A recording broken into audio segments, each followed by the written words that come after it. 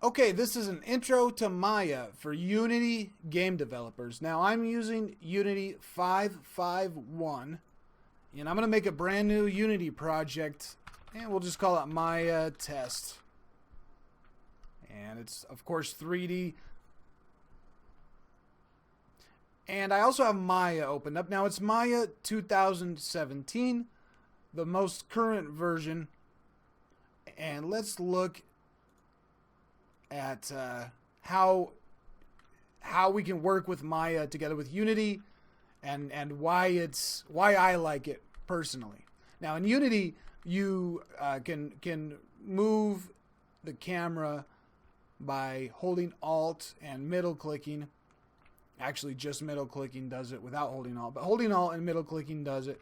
And holding Alt and clicking to rotate rotates the camera with your left mouse button. And if I hold Alt and move the right mouse button, left and right, it zooms in and out.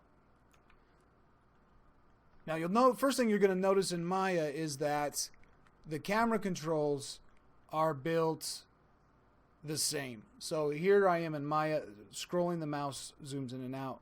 Holding down Alt and rotating with the left mouse button rotates the camera. Holding down Alt and moving the mouse left and right zooms, and holding the Alt and middle click pans the camera.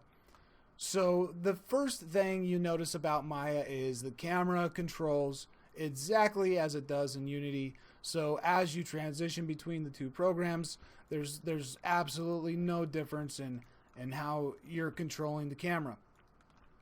Now the next thing here is the Q, W, E, R, and T.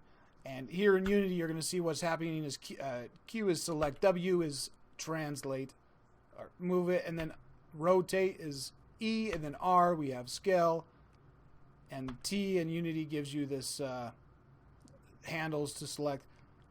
And Maya, again, is working the same exact way. We got Q for select, W for move, E for rotate, R for scale. So all of those controls work exactly the same. You'll feel right at home in Maya.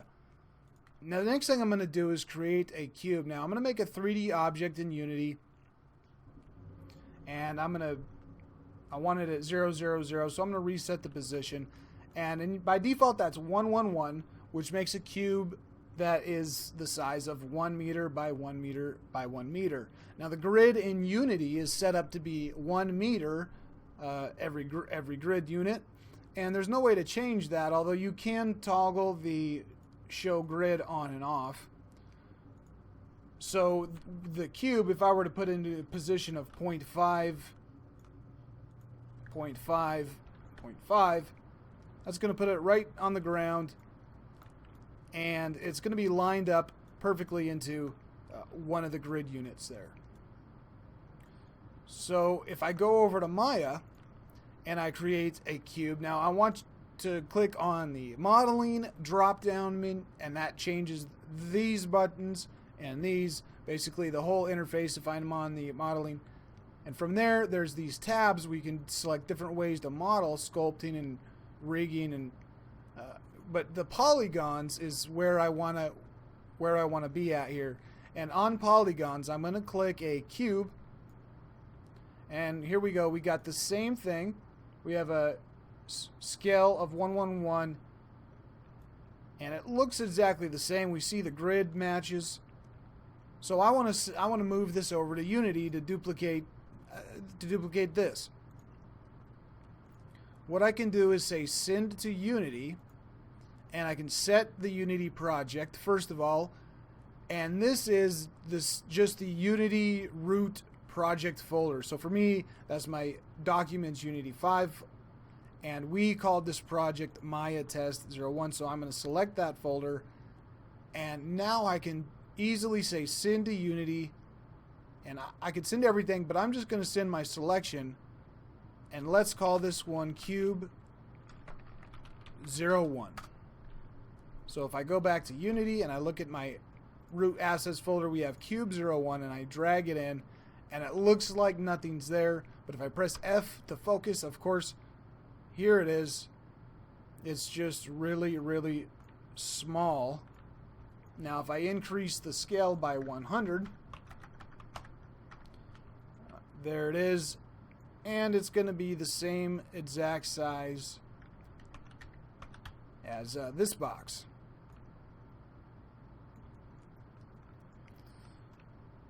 Now, the reason why is because Unity is working in meters and Maya is working in centimeters. So you might think that it's a good idea to go to the window, settings, preference, and preferences, and click on the root settings where we get the world coordinate Y up. We want that. And the working units is centimeter. So if we were to change this to meter and come back, hit save.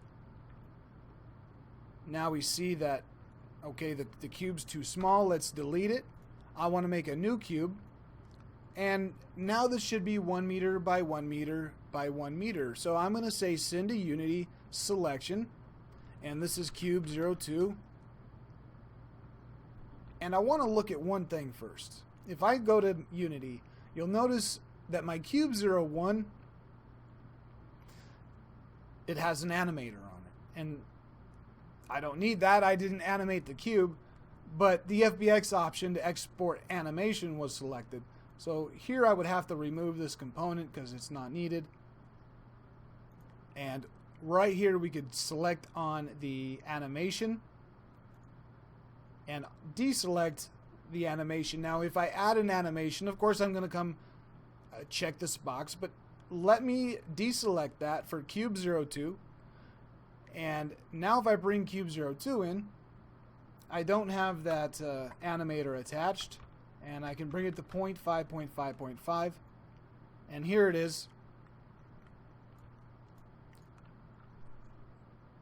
It looks right, but the problem is the scale here you'll see is 0.01, 0.01, 0.01, and that's not ideal. I would rather have a scale of 111, which means that that cube ends up being massive. So the best way to go about this is to always develop in Maya in centimeters. So I'm going to go back into the Windows, Settings, Preferences, and the Preferences to the root of the settings and change this back to centimeters. And let's hit save. I'm going to delete this cube. And I see the grids over here. Let's create another new box. I'm going to press F. Just like in Unity, F focuses right on the object. Now we're back to the problem of cube 01, where if we look at it here, we had to scale it up to 100. So the first thing I think is, well, I'll just change the scale here to 100 and problem solved. Now if I send this over to Unity, and I'm going to save it to a cube 03, we should have a cube that's the right size. So I bring it in, 0.5, 0.5, 0.5. Okay, it looks right, but it has a scale of 100, 100, 100, which is the same exact as the first cube. We had to scale that one up to 100, 100, 100. So this scale value is brought over from Maya on this scale value right here. So I need to keep that at 111. How do I get my cube to a 1 meter size?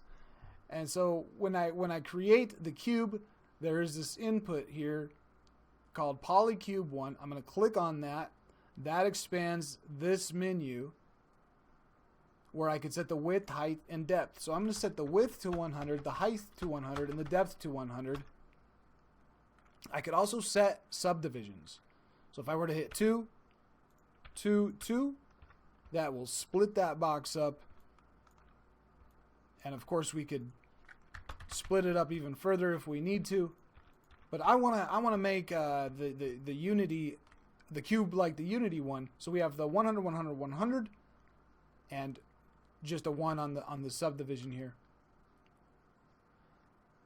And now let me go ahead and say send this to Unity selection. And this one's going to be cube 04.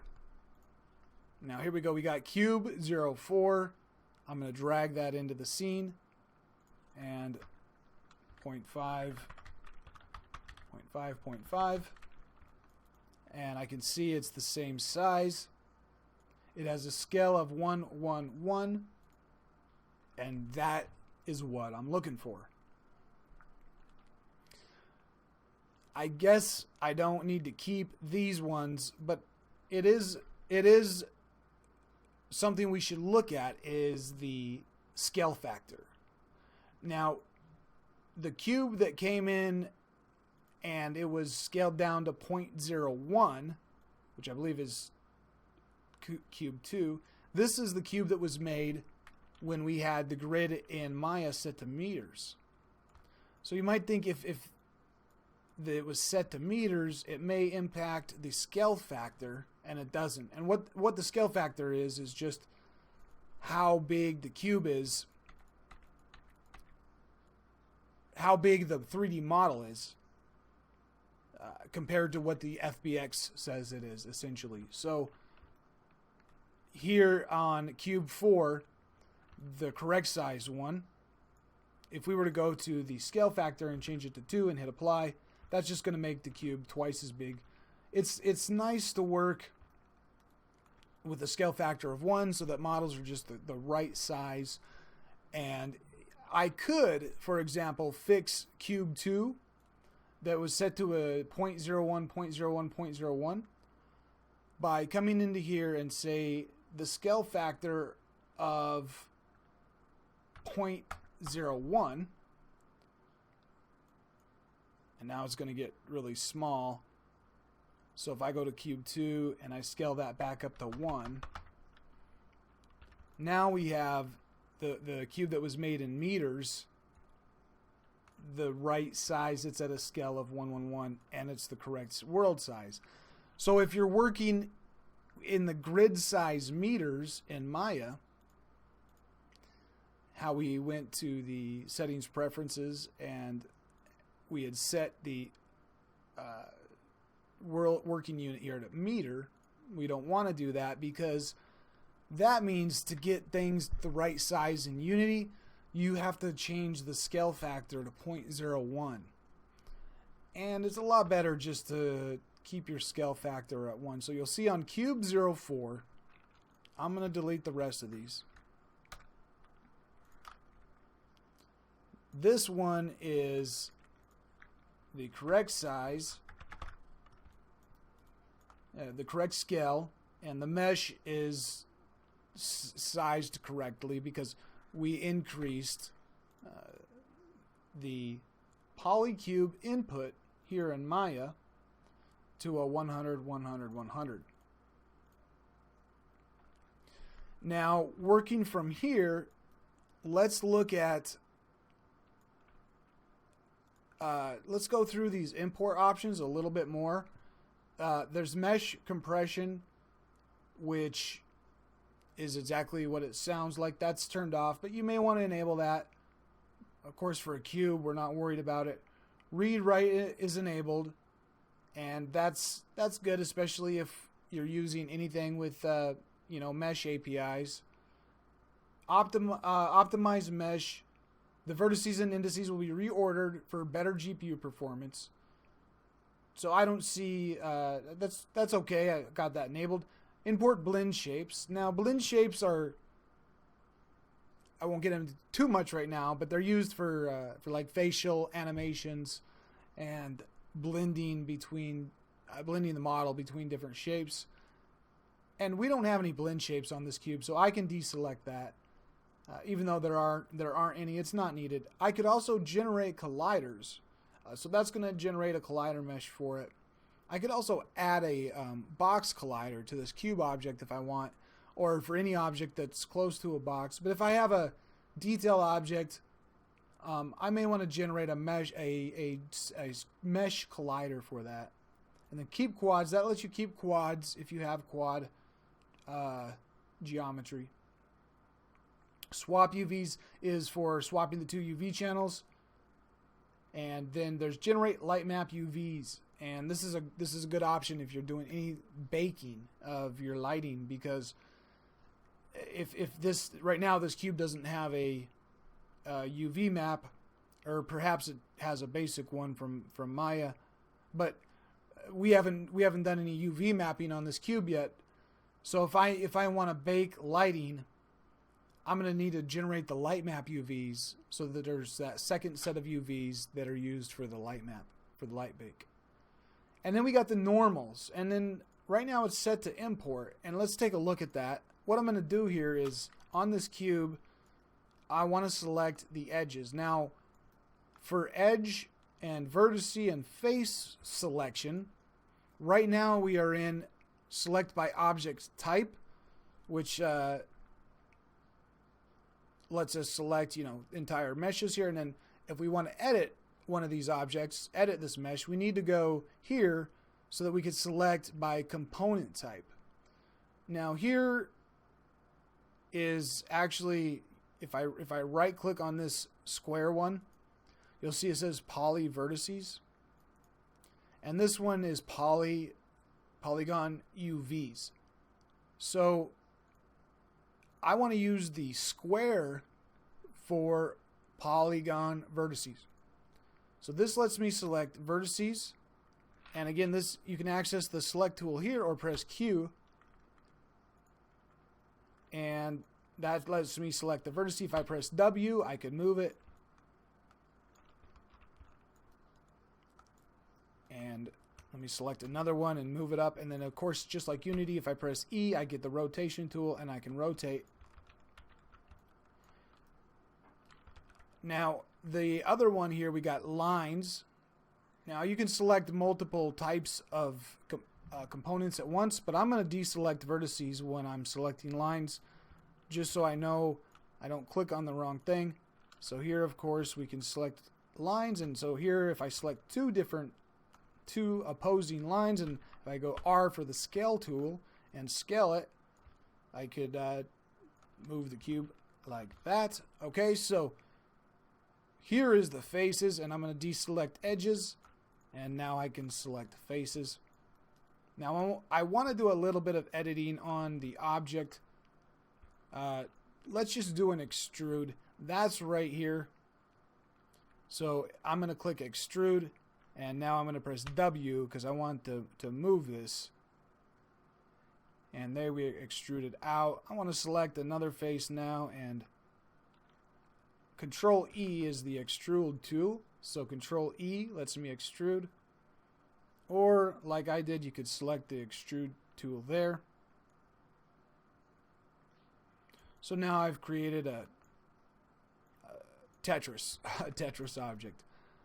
And as always, we can scale, rotate, just like we can in Unity.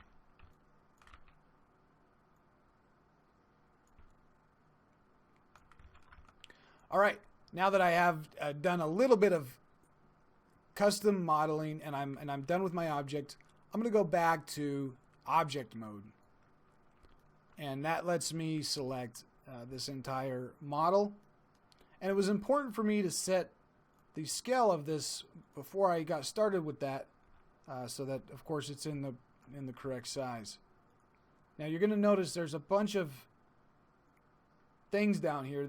This is my whole history of what I've done. First, there was a cube, and then the cube was tweaked, which I'm not sure which one that was. That was moving a vertice or a line probably.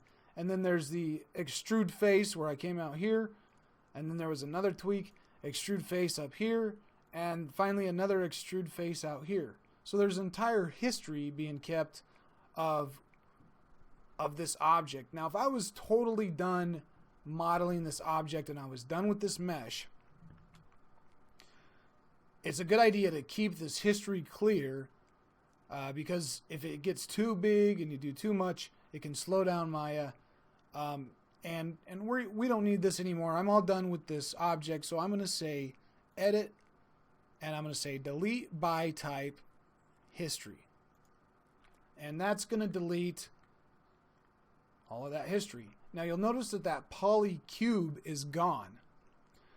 And it's important to note that I had to change my scale up to 100 before I did a delete history.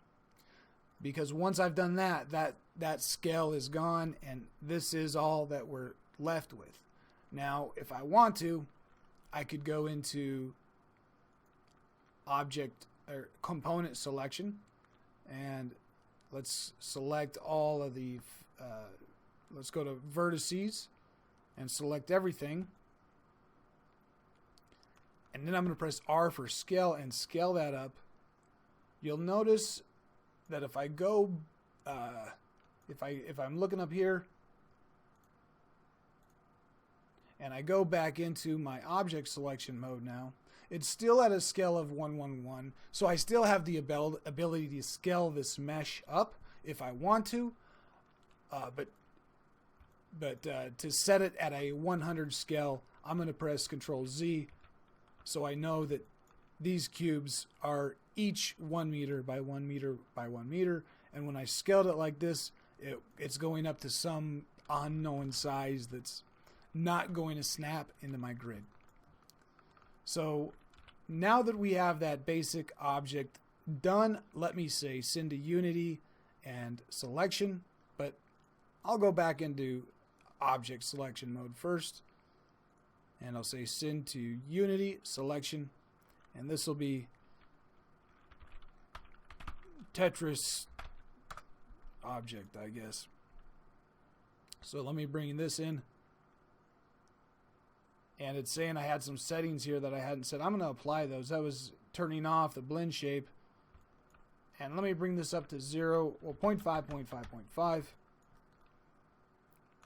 And if I set this one at the same location, there we see that the two are, of course, the same size.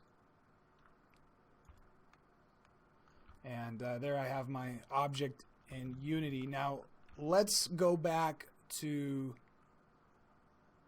well, let's make a new cube to show that we can have multiple meshes here in the scene in Maya. So I'm going to make a new cube, and we're going to click here, get that to the proper size of 100, 100, 100. And now I'm going to look at the import settings for this normals. Now right now the normal is the way the face is pointing. So this face, the normal is in this direction, and what I mean by that is this face, the normal is in the direction of the red arrow. That's which way the face is pointing at you. And when it comes to edges, that's important because edges can be either smooth or they can be hard, and that's for lighting settings. And so for a smooth transition, like you might see on a sphere, let me make a sphere, and we're going to click on polysphere and change the radius. The radius, if I go to 100, that's going to be twice as big because it's the radius, right? So we need to go 50 to get a radius of that's the same sphere that's the same size. Now a sphere, you would want to have nice smooth lighting, but on this box we want to have the lighting hit this and then a real sharp change in lighting between this edge because it's a 90-degree angle. But we have control over that if we need it. So I'm going to go and I'm going to click onto the line option and select this line, this edge here. And in fact, let me select all 4 edges for the top of this cube. And before I do that, let's move this cube over into Unity. I'm going to say send to Unity selection, and this is obviously cube 05. Let's bring cube 05 into the scene so that we can look at it. And it looks just like the rest of them. Now, I want to update this cube, and we'll see how the changes affect it. I'm going to select the edge mode. So editing here. We have the edge selected, 2, 3, 4. And let's go into the mesh display where we have all of our normal options. And I'm going to say soften edge. That's going to turn that edge into a soft edge. Now, all the edges on the sphere are soft, and all the edges on the cube by default are hard. But I just made the top 4 soft. So I'm going to go back to object mode. Let's send this to Unity, selection. And I'm just going to overwrite that cube 05. And there we go, it updated. And you'll see that it looks really funny because the lighting is, it's a smooth edge, so the lighting's trying to smoothly blend over that edge. And it doesn't look quite right, but maybe maybe we need that on our object. There's a lot of times where you need control over your soft and your hard edges. So there's a way to fix this through the import settings. Now before I do that, let me do something on the sphere here. I'm going to select the sphere and I'm going to go into edge selection mode, and that's selected. So I can select one edge, or I can double click to select an edge loop. Now that I have the entire edge loop selected, I'm going to go ahead mesh display and harden edge. Okay, now that edge has been hardened. I have an option set in Maya under Windows, Setting Preferences. And if I click on under Display Polygons, it says Edges. By default, it's standard. Now, if you want Maya to show soft edges as a dotted line and hard edges as a solid line, just make sure you go into your Windows Setting Preferences under Polygons and have that your edges set to soft and hard. And you'll see the soft edge is dotted and the hard edge is a line. So now that I've set a hard edge there, let me go to object mode and export, send to Unity the selection sphere 01, and let's take a look at that.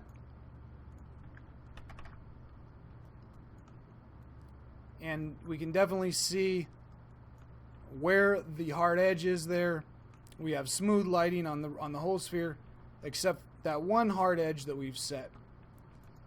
So if we go onto the sphere, we'll notice that there is normal, and it's set to import. So it's importing the normals from the FBX file. Unity can also calculate the normals.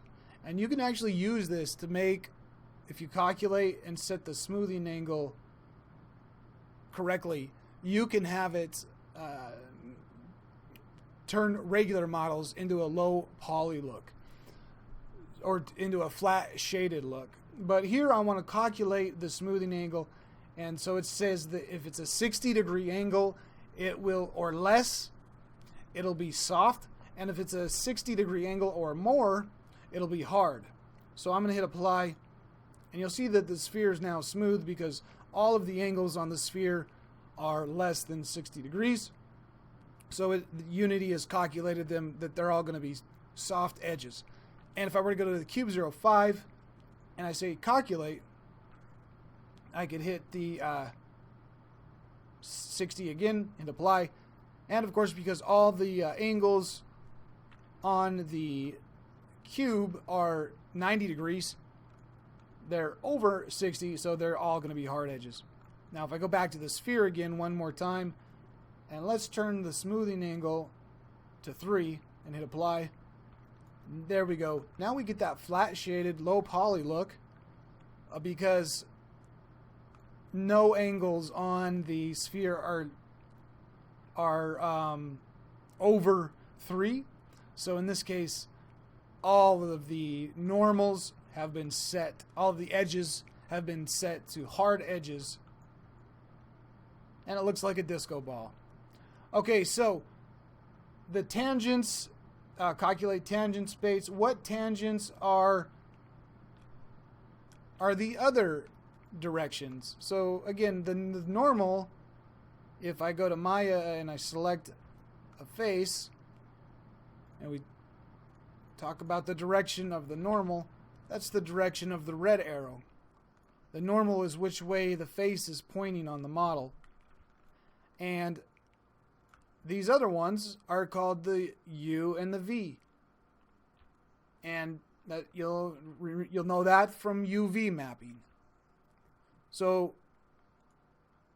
that's what the tangent and the binormal are. So here we see that the tangent is a vector in space that roughly corresponds to the direction of the texture U coordinate. So here we go. And the binormal is a vector in space roughly corresponding to the direction of the texture V coordinate. So here. And the normal is the one that's facing the direction, which way the face is pointing. So that's normal, tangent, and binormal are essentially, when it comes to a face object, the red arrow represents the normal, and the yellow here would be the U and the V, or the tangent and the binormal. Now, if we look at those import settings here, so here on the tangents, we're just going to leave it at calculate tangent space. And then we also have the ability to import materials and how it's going to name the material if one doesn't exist, and then how it's going to search for materials if they do exist. So what I can do here is, and we're not going to cover materials in Maya and Unity in this video, but if I were to make a material in Unity and name it correctly, this is where I make sure that and it explains it more in this box, but that's how it finds the material when you export it, and it does a quick search. It finds your material. That way you can name your materials in Maya the same as you name them in Unity, and they'll just find the correct material as you export it over. Now, I've been clicking to file, send to Unity a lot, and there is going to be a few different commands that we end up using a lot when we're working with Unity. So what I'm going to do is, there's a little gear icon right here, and if I click this lets me configure the shelf. And so if I go to, I could say new shelf, and I'll type Unity. Now I've gone off of my polygons, and here's my Unity shelf, which is empty right now. So what I can do is, I'm going to go to File, and I'm going to say Send to Unity. And for Set Unity Project, I'm going to hold down Control Shift and click on it. Nothing happened, but you'll see it send it to here, Set Unity Project. So I'm going to go to Send to Unity All, and Control Shift click. Now I have send all to Unity and send the selection to Unity. Okay, so now when I come in and edit a mesh,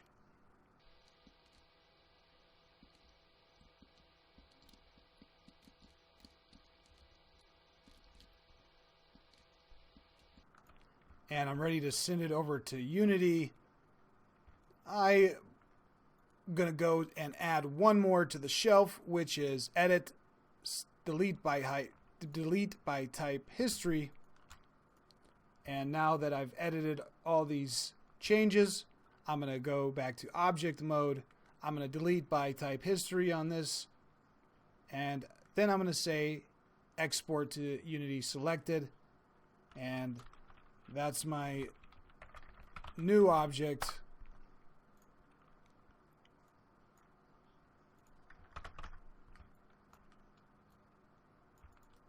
And there it is. Okay, this is just the first video in the series. We're going to go into a lot of stuff in Maya and how to work together in Unity. But this is just the basics, how to control it, how to make objects. But stay tuned, because there is going to be a lot more, and we're even going to get into rigging and animating and how to do that with characters and how to work with Unity Mecanum. So thank you for watching. Give it a like if it was helpful, and see you guys in the next video.